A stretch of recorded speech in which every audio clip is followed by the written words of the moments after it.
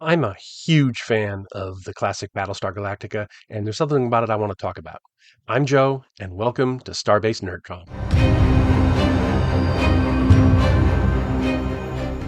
So, the original 1978 Battlestar Galactica series is one of my all-time favorite things. It hit me at exactly the right time. I was 12 years old.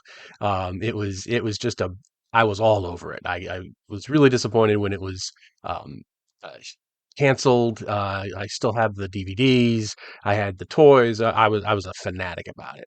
And one of the things that always fascinated me was the character of Baltar. Baltar is the bad guy, played by John Calicos, and he is responsible for the destruction of the colonies. Um, the implication they don't really spell it out, but the implication is that Baltar's people had done a survey of a planet called Carolon, and they were looking for Tylium, which is like fuel. And they said, "No, we didn't find any. There's almost nothing here. Don't worry about the place. It's awful."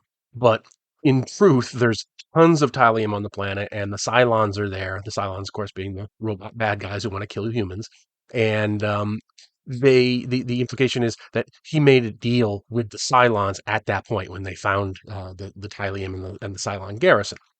And the trouble is that his real intentions seem to vary from episode to episode, because in the pilot episode, he's once the Cylons have destroyed humanity, have destroyed the 12 colonies, and the fleet is trying to get away from them. He's taken before the Cylon Imperious leader, and he complains that my colony was to be spared; they were to be subjugated under him, and the Cylons, of course, might have told him that, but they had no intention of actually doing that because they want to kill everybody.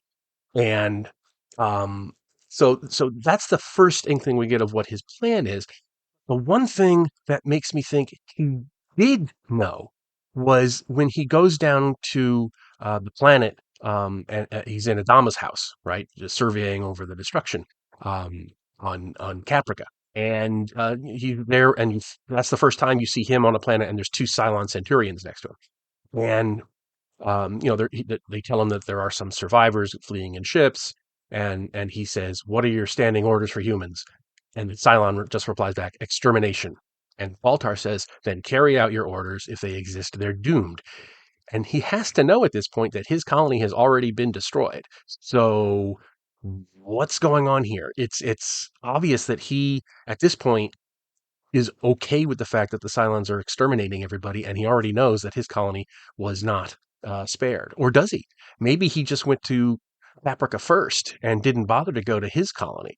I always thought that his colony was Caprica, but maybe I'm wrong. I don't know, because later on, there's an episode where they said that his aide, Charybdis, had sabotaged the defenses on Caprica. So that tells me that he was a Caprican, and he was on Caprica. He's actually in Adama's house in that scene. So I think he knew already what was going on. So that makes his motive and his complaint that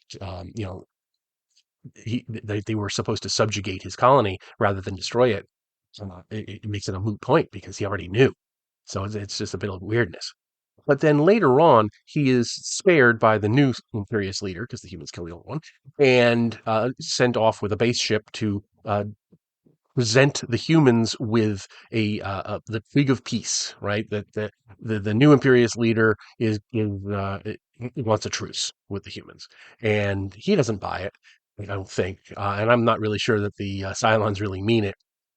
But so he's now in charge of a base ship, and he's going after them.